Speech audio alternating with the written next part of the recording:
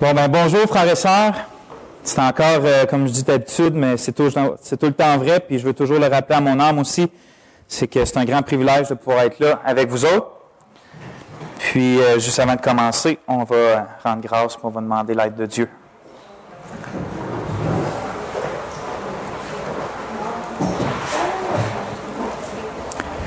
Seigneur notre Dieu, c'est de toi que viennent toutes choses, puis c'est pour toi aussi que tu fais toutes choses. Tu nous as créés, Seigneur, pour qu'on puisse te connaître. Tu nous as sauvés pour qu'on puisse entrer en relation avec toi. Seigneur, te pardonner nos péchés. Puis on veut te remercier ce matin.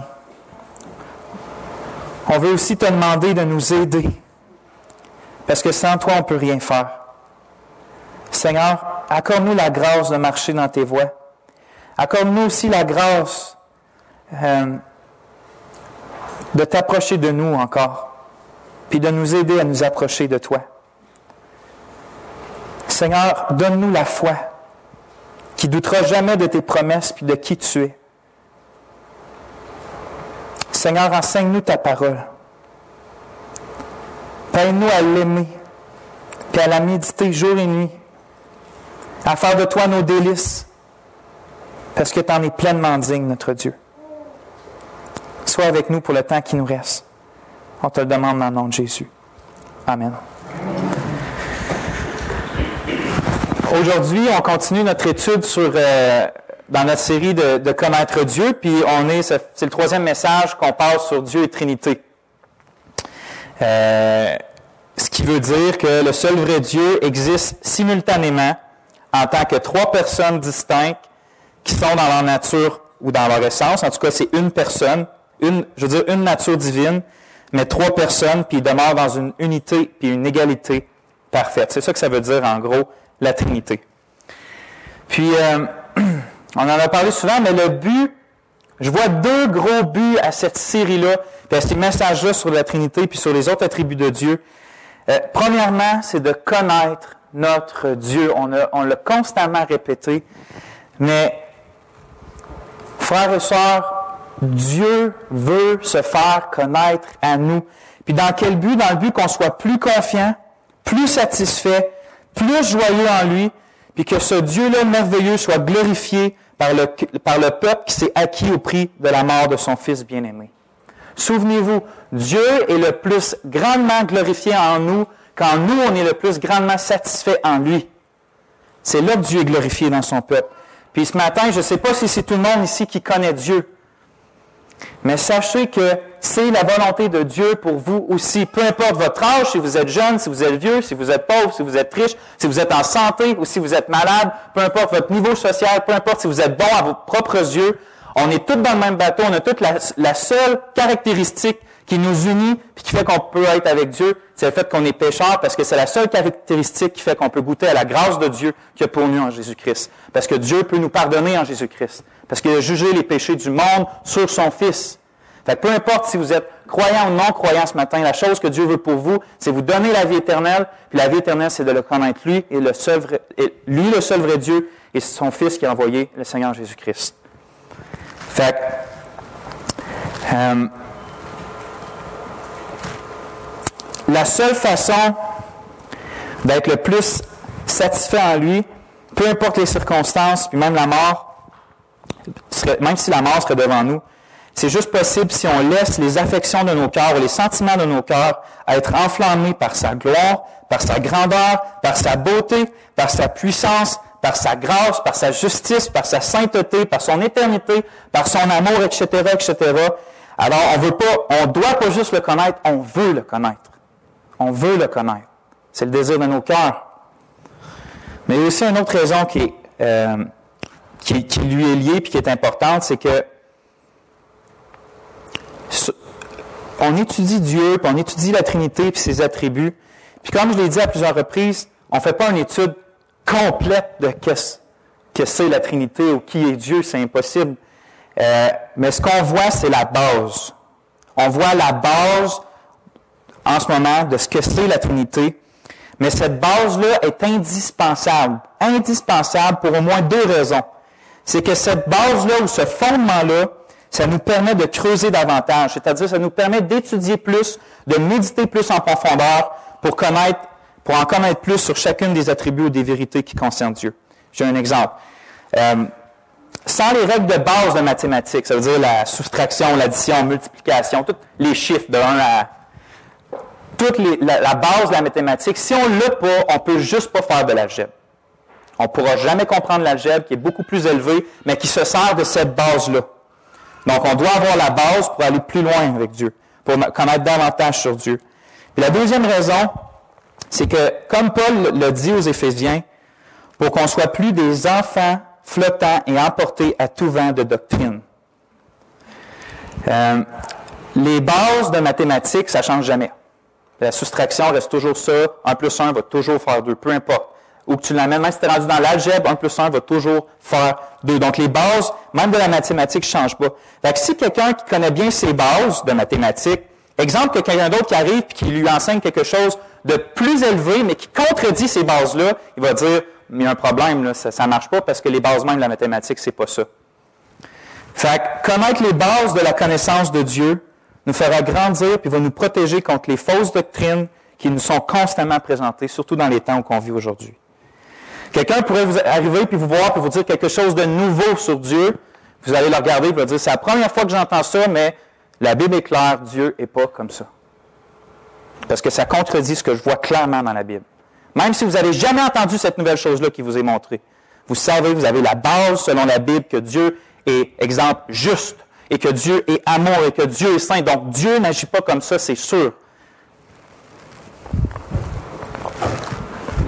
Puis c'est principalement pour cette raison-là que les églises, l'histoire de l'Église même, ont constamment fait des confessions de foi. Si vous regardez l'histoire de l'Église, chaque Église ont fait comme une confession de foi où il y avait des questions-réponses, puis tout ça. C'était dans le but que, justement, les nouveaux croyants, puis même les croyants mûrs, aient toujours la base à portée de main de ce que la Bible enseigne. Juste la base. Puis même, ils ont transformé ces confessions-là en catéchismes. C'est pas les catholiques qui ont inventé ça, c'est les chrétiens qui ont inventé les catéchismes. C'était dans le but des petites questions-réponses simples pour que les nouveaux croyants sachent vite c'est quoi la base, puis aussi pour nous aider à l'enseigner à nos enfants. Quelque chose qu'on a perdu aujourd'hui, mais qu'on devrait qu'on devrait faire nos efforts pour retrouver, d'enseigner la base à nos enfants du christianisme ou de Dieu, en fait. Ça devrait être une priorité. Donc, on va continuer cette étude-là, ayant vu encore une fois combien c'est important, mais juste avant, j'aimerais juste revenir sur une chose que j'ai dit au dernier message. Dans le dernier message, on a vu que dans la Bible, la personne qui s'appelle le Saint-Esprit est le seul vrai Dieu. Autant que le Père l'est, autant que le Fils l'est. Il est le seul vrai Dieu. Il est pleinement Dieu et il est une personne distincte du Père et du Fils. Donc, étant pleinement Dieu, je vous avais dit que par nature, de qui qu'il est, il est digne de notre adoration, de notre affection, de notre amour, de notre obéissance, puis qu'on doit lui rendre gloire. Il est Dieu. Puis j'avais posé cet avertissement-là en forme de question. Pourquoi des gens grincent-ils des dents de mécontentement lorsqu'il y a des chants ou des prières qui sont adressées à l'Esprit de Dieu comme si c'était mal? Donc, des prières et des chants adressés à l'Esprit de Dieu comme si c'était mal. J'avais posé cette question-là, puis je maintiens ce que j'ai dit, mais je voudrais spécifier quelque chose. C'est qu'on voit dans le Nouveau Testament surtout, puis dans toute la Bible, mais surtout dans le Nouveau Testament, le même pattern qui revient, le même exemple. Puis c'est qu'on prie au Père, dans le nom du Fils, par le Saint-Esprit. C'est le pattern qu'on voit constamment dans la Bible. C'est normal parce que ailleurs, ça nous dit qu'on a accès au Père, au travers le Fils, ça veut dire au travers sa vie, sa mort et sa résurrection. Donc, on a accès au Père, au travers le Fils, par la puissance puis l'œuvre du Saint-Esprit. C'est ça que le Nouveau Testament nous enseigne constamment. C'est écrit dans Éphésiens 2,18, « Car par lui, en parlant de Jésus, les uns et les autres, nous avons accès auprès du Père dans un même esprit. » Donc, c'est constamment le pattern qu'on a dans le Nouveau Testament. Puis on n'a pas le temps d'élaborer là-dessus, mais je voulais juste dire qu'on devrait suivre ou s'efforcer de suivre le modèle qu'on trouve dans les Écritures, qu'on a. On prie par le Saint-Esprit et non directement au Saint-Esprit.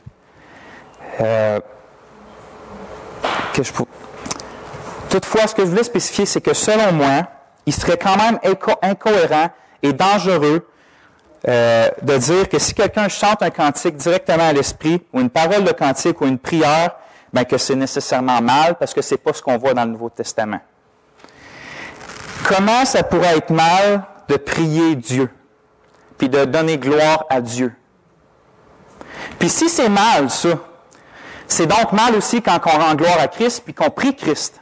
Parce que ce n'est pas le modèle qu'on a dans le Nouveau Testament non plus. C'est le Père qu'on prie dans le nom de Christ. Donc, vous voyez ce que je voulais dire? C'est dangereux de commencer à dire que c'est vraiment mal là, de prier l'Esprit Saint. Mais quand même, on devrait... Donc, c'est pas mal, je voulais dire, de dire « Saint-Esprit, remplis-nous ». Ou dans une parole de cantique, dire « Merci au Esprit de Dieu ». C'est pas mal de dire ça. Mais quand même, on devrait s'efforcer de nous approcher de Dieu le plus souvent possible de la façon qu'il l'a dit dans le Nouveau Testament. Donc, on va au Père en Christ par l'Esprit Saint. Il serait juste inconvenable de toujours chanter ou de prier l'Esprit, puisque ce n'est pas ce que Dieu nous a montré dans la parole de Dieu, de la façon qu'on s'approche de lui. Mais comme j'ai dit, si quelqu'un, dans son affection pour le travail que l'Esprit fait dans son cœur, arrive, puis il chante un cantique ou une prière, puis il dit « Ô Saint-Esprit, tu m'aides à voir le Père comme qu'il l'est vraiment. Gloire à toi pour le travail que tu fais dans mon cœur. » Je vous garantis que Dieu ne sera pas mécontent de ça. Je vous garantis que Dieu ne sera pas mécontent de ça. Mais quand même, on devrait garder le même pattern que le Nouveau Testament nous fait. Maintenant, on va continuer notre étude, puis pour commencer, on va récapituler ce qu'on a déjà étudié jusqu'à maintenant. 3 points essentiels. Le premier, c'est que Dieu est un. Les chrétiens, ils ne croient pas en plusieurs dieux. Dans la Bible, on croit que la Bible est claire du début à la fin quand on dit que notre Dieu, l'Éternel, est le seul vrai Dieu. Donc, à part lui, il n'y en a pas d'autres. Puis on ne croit pas à 3 dieux différents dans la Trinité. Ça, c'est une fausse doctrine qui s'appelle le trithéisme. On ne croit pas à ça. On ne croit pas qu'il y a 3 dieux différents. Il y a un seul Dieu. Deuxième vérité qu'on a vue. Dieu est 3. Donc, on dit que ce seul Dieu-là, on voit dans les Écritures qu'il existe simultanément, c'est-à-dire en même temps, en tant que 3 personnes différentes. Le Père, le Fils et le Saint-Esprit. Puis justement, on a vu que chacune, pour 3e point, chacune des personnes de la Trinité sont distinctes les unes des autres, mais sont les 3 pleinement Dieu. Ça veut dire que le Père n'est pas le Fils, que le Fils n'est pas le Saint-Esprit, et que le Saint-Esprit n'est pas le Père ou le Fils. Sauf qu'en même temps, le Père est pleinement le seul vrai Dieu, le Fils est pleinement le seul vrai Dieu, et le Saint-Esprit est pleinement le seul vrai Dieu. Puis ces 3 vérités-là qu'on vient de récapituler, le fait que Dieu est un, que Dieu est 3 personnes distinctes, puis que chaque personne est pleinement Dieu, ces 3 choses-là, si vous voulez un résumé de ce que c'est la Trinité dans la parole de Dieu, c'est ça, ces 3 points-là. Dieu est un, Dieu est 3 personnes distinctes, et chaque personne est pleinement Dieu. Si on ne reste pas ferme sur chacune de ces bases-là, ces vérités bibliques-là, c'est sûr qu'on va s'éloigner loin de la vérité. Puis pas seulement par rapport à qui est Dieu, mais de toutes les autres choses dans la Bible qui découlent de ça. Puis on va voir ça plus loin. C'est fondamental, la Trinité, plus qu'on se l'imagine. Le salut dépend de ça, la création dépend de ça dans la Bible. On va le voir tout à l'heure. Puis si on dénie une de ces choses, des 3 choses-là, c'est sûr qu'on va s'éloigner loin de la vérité. Puis justement, je vais vous parler d'une fausseté qui s'est répandue tout au long de l'histoire de l'Église, puis encore qui est là aujourd'hui, que j'ai moi-même déjà fait l'erreur, puis qu'on a probablement tous déjà fait l'erreur, mais une fausseté concernant la Trinité, que si on ne fait pas attention, on tombe dedans. C'est que, dans différents moments de l'histoire, il y a des personnes qui ont enseigné que Dieu n'est pas vraiment 3 personnes distinctes, mais seulement comme une personne qui se révèle sous 3 formes différentes ou 3 modes différents. Ça s'appelle le modalisme à cause du mot mode. Donc, c'est comme si Dieu est juste une personne, pas 3 personnes, et qui se révèle de façon différente. Par exemple, ils vont dire que, cette doctrine-là va dire que dans l'Ancien Testament, Dieu se révélait comme le Père, en tant que Père. Dans le Nouveau Testament, ou dans le temps de Jésus, Dieu ne se révélait plus en tant que Père, mais en tant que le Fils, qui était Jésus. Puis un coup que Jésus est remonté au ciel, maintenant, cette seule personne-là se révélait en tant que l'Esprit. Donc, ce n'est pas 3 personnes distinctes, c'est une seule personne qui, dans le fond, qui portait comme 3 masques différents. À un moment, il porte ce masque-là, à l'autre moment, il porte le masque de l'Esprit, puis à l'autre moment, il porte le masque du Fils, par exemple. Sauf que, à mon avis, les passages qu'on a étudiés jusqu'à maintenant dans les dernières prêches prouvent amplement, vraiment suffisamment que cet enseignement-là est faux. Dans la Bible, on voit vraiment 3 personnes distinctes qui sont appelées le seul vrai Dieu. Mais je voulais ça me tentait pas que ça me tentait pas, mais on n'a pas besoin de revenir sur les passages qu'on a vus. Il y en a un nouveau que j'aimerais vous lire, puis qui montre suffisamment que c'est 3 personnes distinctes, puis pas 3 masses différents. Puis je vais vous faire tourner dans notre premier passage, qui est dans Matthieu, au chapitre 3.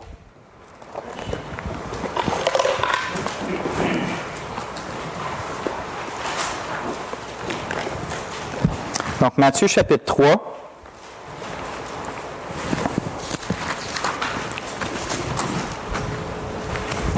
Ça va être les versets 16 et 17.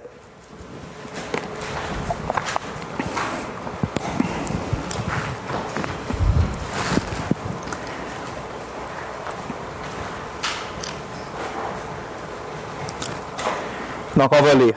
Dès que Jésus eut été baptisé, il sortit de l'eau.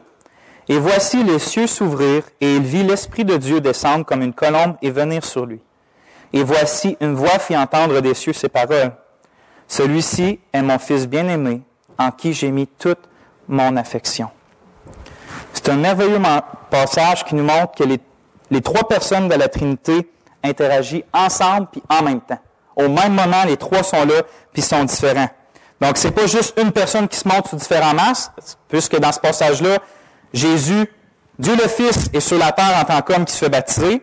Dieu le Saint-Esprit descend du ciel vers lui comme une colombe, et Dieu le Père parle des cieux en disant « Celui-ci est mon Fils bien-aimé en qui j'ai mis toute mon affection. » Donc, encore une fois, le seul vrai Dieu, mystérieusement, mais réellement, est 3 personnes distinctes les unes des autres. Puis c'est facile de condamner une hérésie comme ça, on pourrait dire une fausseté comme ça, on va dire « C'est impossible, pourquoi le monde pense ça? » Tu sais, ils sont fous d'enseigner ça. Mais il faut s'avouer que sans le vouloir, on l'a probablement tous enseigné. Je vais vous dire pourquoi. En essayant d'expliquer la Trinité aux gens. Parce que des fois, on essaie d'expliquer la Trinité par des images ou des analogies. Des analogies, c'est juste, exemple, on prend 2 choses qui ont les mêmes caractéristiques pour dire quelque chose. Donc, je pourrais prendre, je sais pas, mettons, Pierre, il est dur comme une chaise. Tu sais. C'est une analogie. On va dire qu'une chaise, c'est dur, puis Pierre, il est dur dans son comportement. C'est pas vrai, là. C'est pas ça que je veux dire, mais si vous comprenez, c'est un exemple. Donc, en prenant des analogies puis des images, on enseigne ça. Regardez. Qui d'entre nous a jamais utilisé l'analogie de l'H2O? L'H2O, c'est les composantes chimiques de l'eau. Donc, qui a jamais utilisé cette analogie-là pour expliquer la Trinité? Regardez ce qu'elle dit. Puis, je l'ai dit moi-même. L'analogie a dit que la Trinité, c'est comme les 3 formes de l'H2O. C'est-à-dire que comme l'H2O peut être liquide sous la forme de l'eau, elle peut être aussi solide sous la forme de la glace, puis elle peut être aussi gazeuse sous la forme de la vapeur. On dit que ces 3 choses-là sont différentes, mais qu'en même temps, ils demeurent toujours de l'H2O, comme la Trinité qu'on dit. En réalité, cette analogie-là enseigne que Dieu est seulement une seule personne, comme l'H2O, qui se présente sous 3 formes différentes, qui est l'eau, la glace et la vapeur. Vous comprenez? C'est-à-dire parce que quand l'H2O est de la glace, il n'est pas en même temps liquide et gazeux. Et quand l'H2O est liquide, mais pas en même temps gazeux et de la glace. Puis en plus de ça, quand elle est de l'eau, elle n'a pas exactement les mêmes caractéristiques que quand elle est de la glace et la vapeur.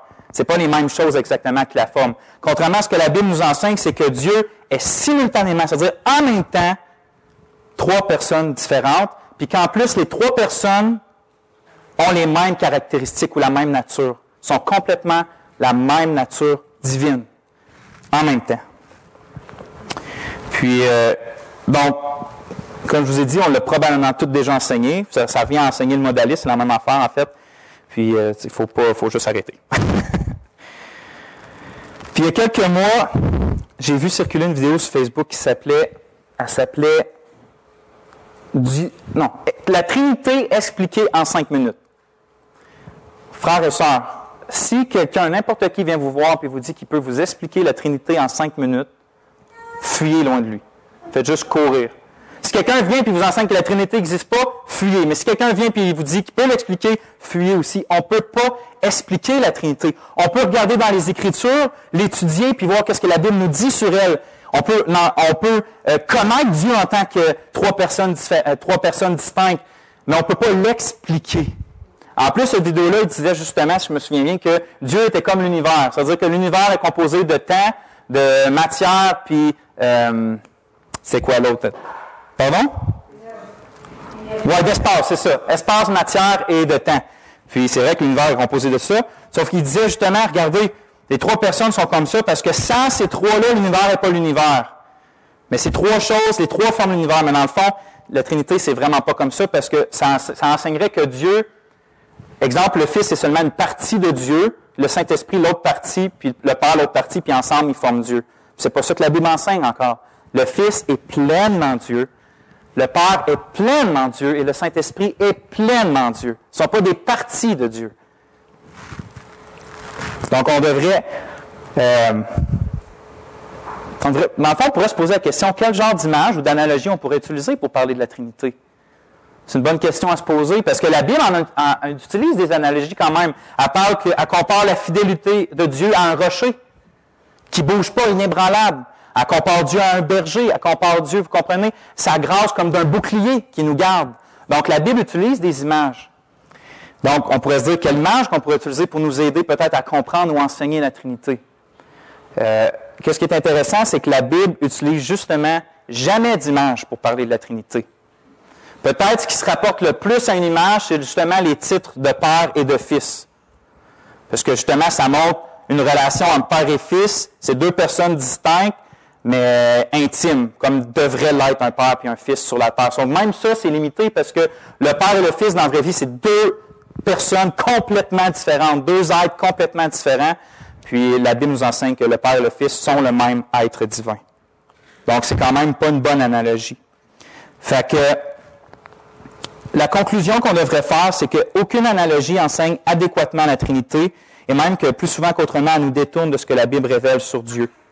Donc, la meilleure application qu'on pourrait faire pour nous, c'est qu'on ne devrait juste pas l'utiliser pour enseigner la Trinité, et juste prendre ce que la Bible dit simplement, le dire, puis de ne pas essayer nécessairement à l'expliquer ou à comprendre. Parce que souvenez-vous que la plupart des sectes puis des hérésies, ils commencent parce qu'il y a des gens qui ne sont pas capables d'accepter, qui ne comprennent pas, donc ils donnent leur propre explication, qui détournent loin de la vérité, puis des gens les suivent, c'est une secte. Fait que restons juste à ce que la Bible enseigne, les trois choses qu'on a vues, puis essayons pas d'aller plus loin. On peut aller plus loin dans la Bible, mais essayons pas nécessairement donner une explication, puis pas par des images. Maintenant, quelqu'un pourrait dire, OK, le Père, le Fils puis le Saint-Esprit, je suis d'accord, on le voit dans la Bible, c'est trois personnes bien distinctes. On le voit, c'est trois personnes bien distinctes. Mais où qu'on voit, comme tu dis, qu'ils sont vraiment égales. Vraiment, vraiment égales, comme tu dis. Ce que je répondrais à ça, c'est que le seul fait que les trois personnes de la Trinité sont le seul vrai Dieu, ça rend évident qu'ils sont tous égaux. Souvenez-vous, la Trinité, c'est pas trois dieux, mais un seul être. Un seul être en trois personnes. Puis comment Dieu pourrait-il pas être égal avec lui-même ou en lui-même? Donc juste ça, on pourrait dire, c'est sûr qu'ils sont égaux, parce qu'ils sont tous le seul vrai Dieu. Mais je pourrais... En vérité, je vous dis que le Fils ne peut rien faire sans le Père. Alors, dans cet exemple-là, on ne pourra pas l'appliquer. Et puis, il dit aussi, il n'y a personne devant seulement Dieu. Il y a plusieurs moments dans lesquels il se compare à la vigne et le Père accompagne le vigneron. Alors, le fait que ce soit légal, c'est pas...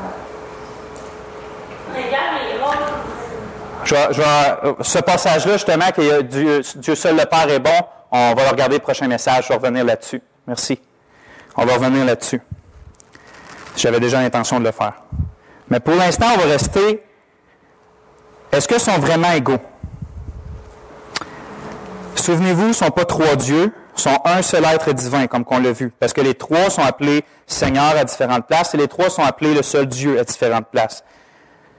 Je pourrais sortir tous les passages qui disent que Jésus et le Père sont un, dans Jean 10:30, où qu'on voit que Jésus, il dit que si on le voit lui, ou si on le regarde lui, on voit le Père, dans Jean 14. On pourrait aussi voir le passage où Jésus dit qu'il va envoyer le Saint-Esprit, qui sera un autre consolateur qui va venir le remplacer lui, donc qui pourrait remplacer Jésus, le Fils de Dieu, Dieu lui-même, si lui-même n'est pas Dieu, donc un consolateur comme lui. On pourrait sortir tous les passages qui démontrent que le Père, le Fils et le Saint-Esprit partagent tous les mêmes attributs divins, par exemple. On voit dans Jean 1 que le Père et le Fils sont les deux éternels. La parole était avec Dieu, la parole était Dieu au commencement. Donc, on voit que le Fils est éternel et que le Père est éternel. Et on voit dans Hébreux 9,14 que le Saint-Esprit il est appelé l'Esprit éternel. Donc, on voit encore que les trois partagent le même attribut, que juste Dieu a l'éternité. Juste lui habite de toute éternité. C'est le seul être incréé. Mais je vais me contenter d'un seul passage qui démontre clairement à la fois l'égalité et l'unité des personnes dans la Trinité. Puis je vous invite à tourner dans Matthieu 28, 19.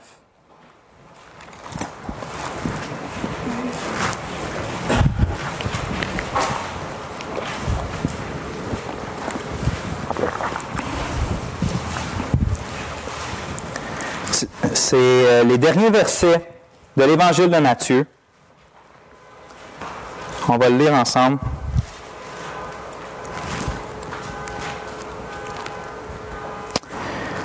Donc, 28, 19. Jésus parle.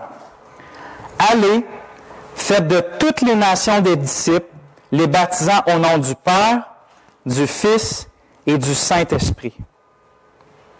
Allez, faites de toutes les nations des disciples, les baptisant au nom du Père, du Fils et du Saint-Esprit. » Premièrement, il faut savoir que pour les lecteurs hébreux, surtout de ce temps-là, la structure littéraire, ce que je veux dire par là, c'est la façon dont la phrase est construite, dénote l'égalité absolue des trois personnes nommées. Il serait blasphématoire pour les Juifs de ce temps-là de mentionner le Fils et l'Esprit d'un même trait avec le Père.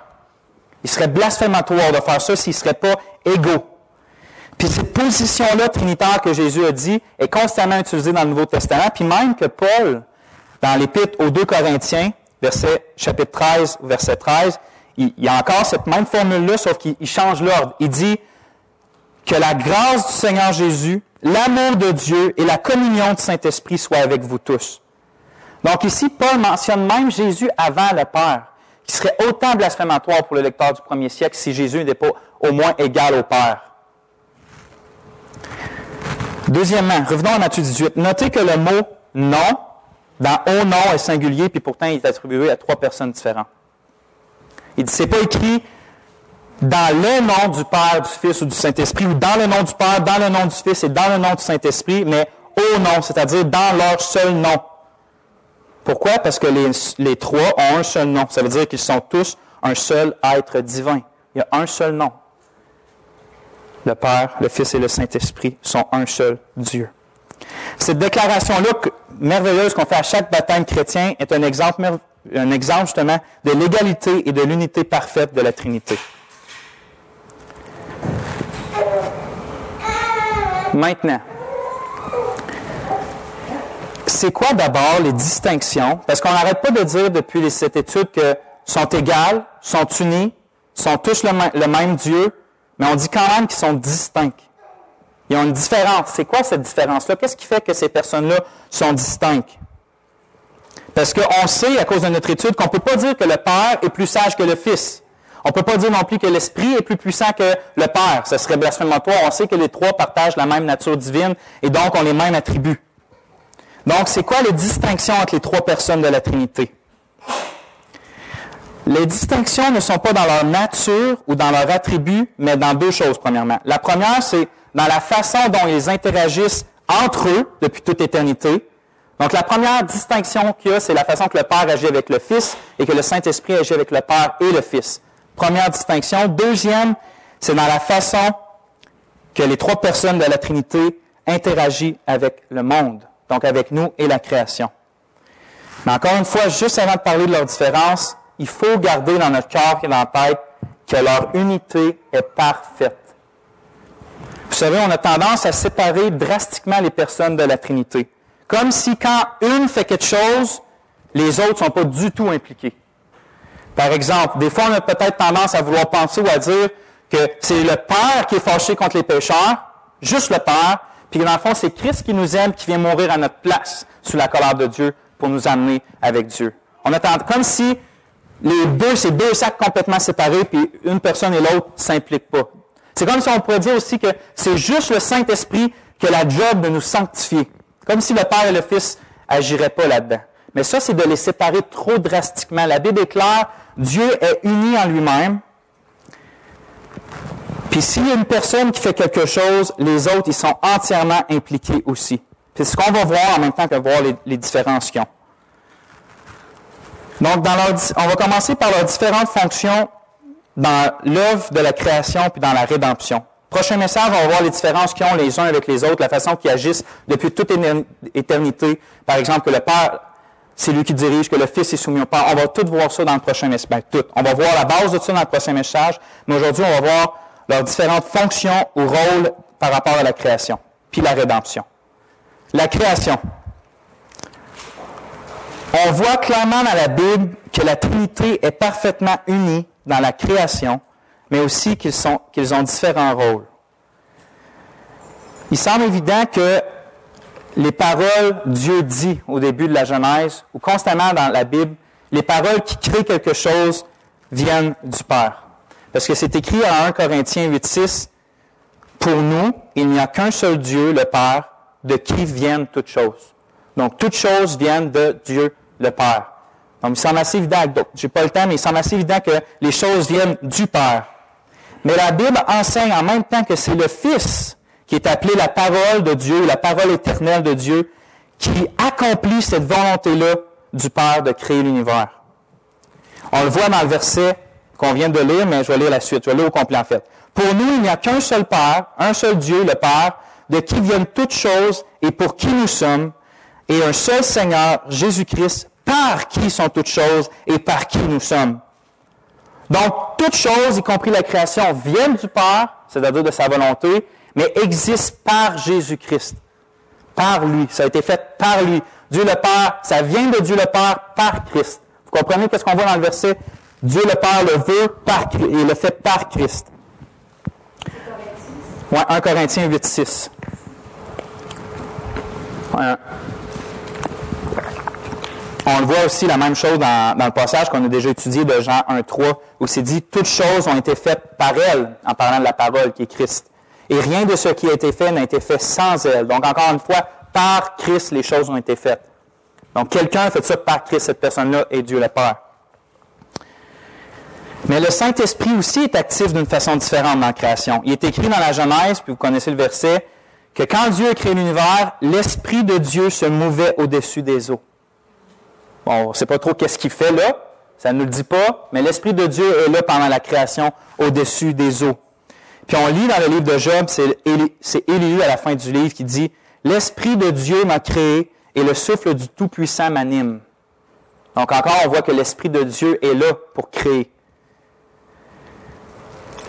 La Bible nous en dit moins sur qu'est-ce qu'il fait exactement par rapport à la création, mais il semble apparemment que, comme Élie a dit, il a dit « Le souffle du Tout-Puissant m'anime. » Puis il vient juste de dire « L'Esprit de Dieu m'a créé et le souffle du Tout-Puissant m'anime. » Donc, ça veut dire qu'il le rend vivant, il le soutient, il m'anime, le souffle de Dieu est en moi. Donc, il semble que l'Esprit de Dieu soutienne la création ou la maintient en ordre. Qu'est-ce qu'on voit le pattern, c'est que Dieu parle, il crée au travers le Fils et que le Saint-Esprit semble maintenir cette œuvre-là de Dieu le Père et du Fils. Vous comprenez? Bien, vous comprenez, ou du moins, on voit ça. Comme j'ai dit, les personnes de la Trinité sont donc tous unis dans l'œuvre de la création et ont en même temps différentes fonctions ou rôles. Donc, c'est pas juste Dieu le Père qui crée, c'est Dieu le Père et le Fils et le Saint-Esprit, mais ils font différentes choses. Le Père, c'est celui qui planifie puis qui dirige. Le Fils, c'est celui qui effectue ou accomplit la volonté du Père. Puis le Saint-Esprit semble être celui qui maintient et applique ce que le Fils accomplit. Puis ça, on le voit aussi dans l'histoire de la rédemption. Le mot rédemption veut simplement dire l'œuvre que Dieu fait pour racheter les hommes de la mort et du péché. Le rachat des hommes. Et racheter de la mort. Payer la somme pour amener les hommes à lui. Regardez, on va aller lire, je vous fais tourner dans Éphésiens. Un merveilleux passage profond. On ne verra jamais tout ce qui se dit là-dedans. On va sortir quelques points. Donc, dans Éphésiens, chapitre 1.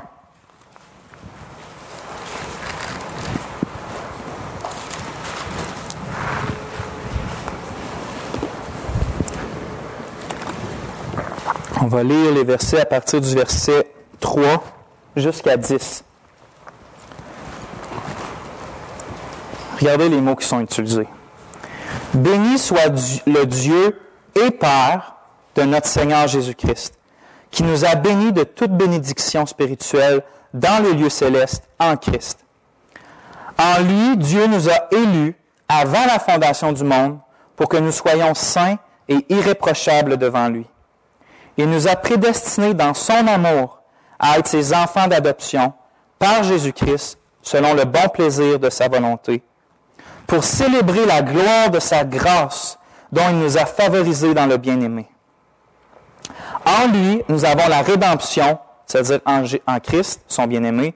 En lui, nous avons la rédemption par son sang, le pardon des péchés, selon la richesse de sa grâce, que Dieu a répandu abondamment sur nous par toute espèce de sagesse et d'intelligence. Il nous a fait connaître le mystère de sa volonté, selon le bienveillant dessein qu'il avait formé en lui-même, pour le mettre à exécution lorsque les temps seraient accomplis, de réunir toutes choses en Christ, celles qui sont dans les cieux et celles qui sont sur la terre. On va arrêter là. Ce qu'on voit vite fait dans ce passage-là qui est merveilleux, c'est que c'est Dieu le Père, encore une fois, qui planifie dans son amour, le Père dans son amour, et selon, pour utiliser les mots du verset, le bon plaisir de sa volonté, de nous choisir et de nous prédestiner à être sauvés par la mort de Jésus-Christ. Donc, c'est Dieu qui, selon sa volonté, Dieu le Père qui, selon sa volonté, nous choisit puis nous prédestine. Je veux juste faire une pause. Voyez-vous, frères et sœurs, comment Dieu le Père nous aime. Qu'avant la fondation du monde, Dieu le Père, on voit souvent Dieu le Père comme le Dieu colérique, comme si Christ serait lui l'amour, puis non, Dieu le Père, dans son amour, nous a choisis avant la fondation du monde pour qu'on puisse célébrer la gloire de sa grâce pour l'éternité puis se réjouir en lui. C'est aussi Dieu le Père qui a tant aimé le monde. Dieu le Père a tant aimé le monde qu'il a donné, c'est lui qui a donné son Fils unique, afin que quiconque croit en lui ne périsse point, mais qu'il ait la vie éternelle. Puis pensez pas que c'est juste Dieu le Père qui vous aime, qui nous aime et qui nous sauve. Parce que même si c'est lui qui a planifié le salut, même si c'est lui qui a envoyé son Fils, même si c'est lui qui nous a choisis d'éternité, c'est pas lui qui est venu dans le monde afin de mourir pour nos péchés. C'est le Fils qui lui a obéi de bon cœur, puis qui a accompli sa volonté. Christ disait, « Personne ne me l'ôte » en parlant de sa vie. « Personne ne me l'ôte, mais je la donne de moi-même. J'ai le pouvoir de la donner, j'ai le pouvoir de la reprendre. Tel est l'ordre que j'ai reçu de mon Père, et il a choisi de donner sa vie pour ses brebis. »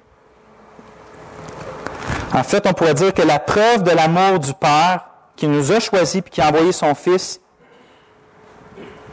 c'est l'amour du Fils qui vient donner sa vie pour nous, même quand on était des impies et des pécheurs et sans force et ses ennemis. La preuve de l'amour du Père pour nous est l'amour du Fils qui donne sa vie pour nous. Puis pensez pas que le Saint-Esprit est juste pas là-dedans, puis pensez pas ça, qui n'est pas uni à eux dans tout ça. En fait, c'est écrit dans Hébreux que c'est par l'Esprit éternel que Christ s'est offert sans tâche à Dieu pour nous purifier de nos péchés. Donc c'est par l'Esprit de Dieu que Christ a fait ce qu'il a fait. Christ est monté dans les cieux, puis c'est l'Esprit maintenant qui est envoyé pour appliquer aux élus, aux choisis, la rédemption que Christ a acquis par son sang. Donc Dieu a planifié le salut, Christ est venu l'accomplir, et maintenant Christ est dans les cieux, et c'est l'Esprit Saint qui l'applique dans nos cœurs et dans nos vies. C'est principalement l'Esprit Saint qui nous convainc de péché, qui nous fait naître de nouveau. Je dis principalement parce qu'il ne faut pas penser justement, parce qu'il y a d'autres passages qui disent que c'est Dieu qui nous sanctifie par sa parole, Dieu le Père. Mais ce qu'on voit, c'est que principalement, c'est l'Esprit Saint, en accord avec le Père et le Fils, dans le mystère de la Trinité, qui nous convainc de péché, qui nous fait naître de nouveau, qui nous sanctifie, puis qui nous assure de persévérer jusqu'à la fin. Donc, encore une fois, on voit que le Père est celui qui planifie. On l'a vu dans la création, mais on le voit dans la rédemption. Le Père est celui qui planifie, choisit, dirige et envoie le Fils et le Saint-Esprit.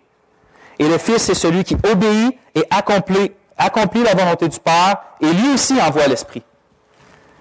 Et que le Saint-Esprit obéit au Père et au Fils en appliquant aux croyants et en soutenant en eux tout ce que le Fils a accompli et leur a acquis à la croix.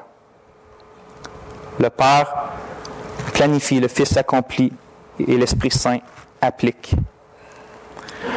On va voir plus en profondeur la relation qu'ils ont, comme j'ai dit, qu'ils ont entre eux par rapport à la soumission et tout ça dans le prochain message. Mais jusqu'à maintenant, ce qu'on voit, c'est que même si les personnes de la Trinité sont parfaitement égales, parfaitement unies, il est évident qu'ils ont différentes fonctions et différents rôles dans leur façon d'agir avec le monde et dans leur façon d'agir en eux, qu'on va voir plus au prochain message.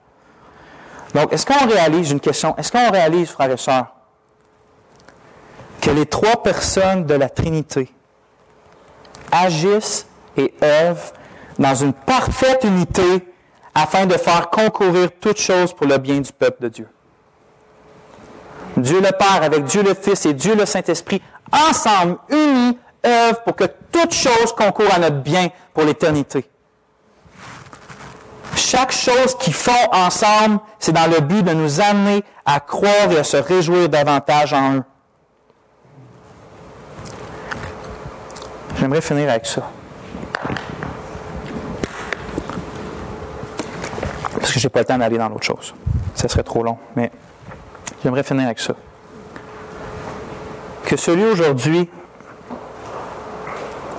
qui rejette l'amour du Père sache qu'il rejette Dieu.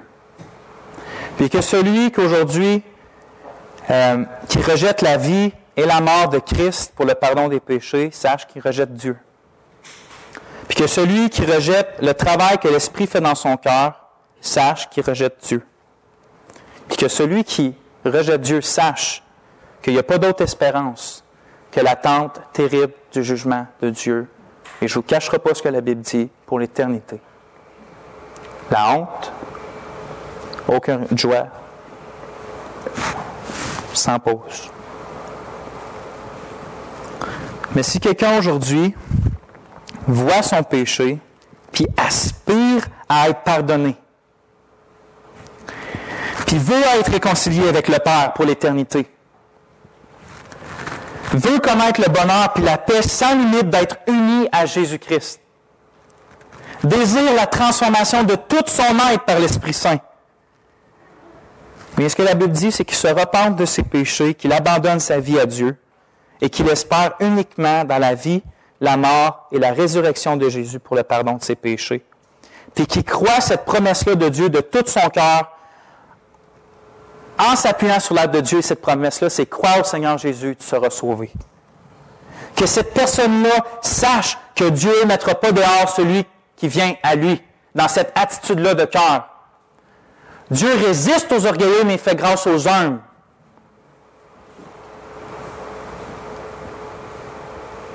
Et l'humble, c'est celui qui reconnaît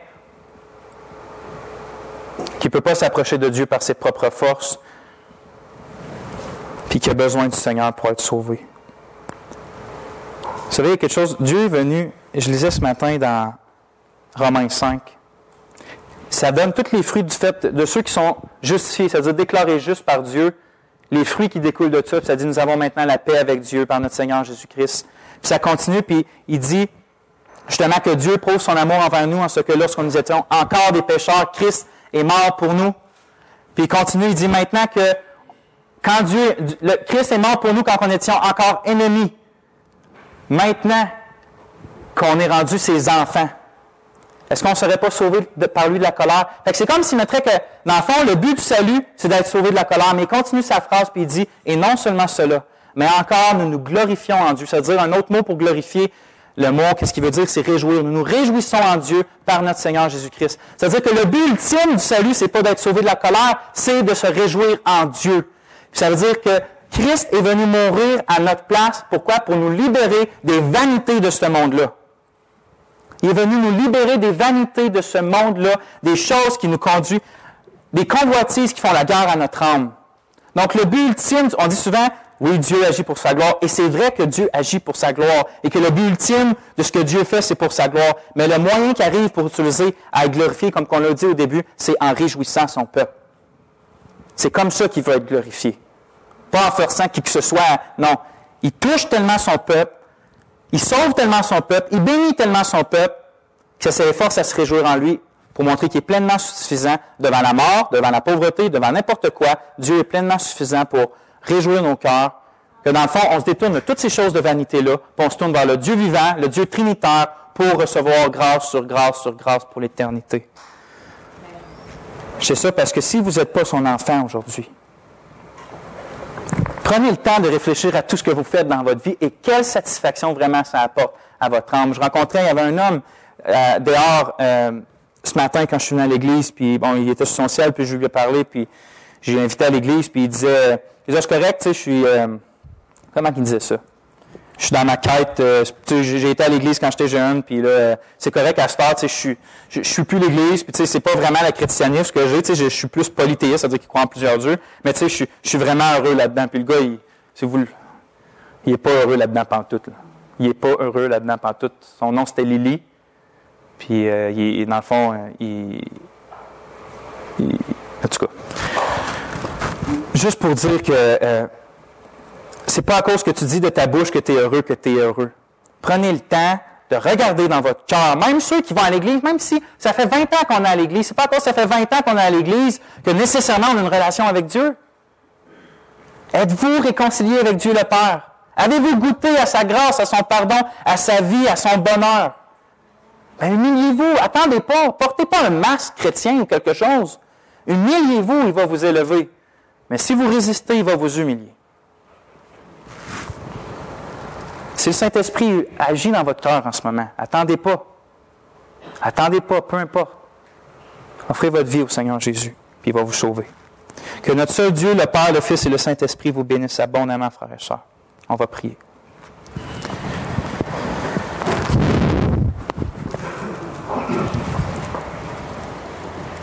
C'est un mystère, Père, que tu sois le seul vrai Dieu et que le Fils est le seul vrai Dieu et que le Saint-Esprit est le seul vrai Dieu. Quelque chose bien au-delà de notre compréhension, mais on le voit dans ta sainte parole et on veut te rendre gloire pour qui tu es. On veut te rendre gloire parce que ça nous assure notre salut. Que celui qui planifie est pleinement Dieu et souverain. Que celui qui vient mourir pour nous est pleinement Dieu et souverain. Puis pour celui qui reste avec nous jusqu'à temps qu'on se rende dans l'éternité est vraiment Dieu et souverain. Et Seigneur, je te prie de sauver celui qui n'est pas sauvé aujourd'hui. Je te prie d'affermir celui qui est faible aujourd'hui. Je te prie de nous réjouir, Seigneur, pour que tu sois glorifié. Je te prie d'appuyer tes vérités dans nos cœurs pour la gloire de ton nom. Amen.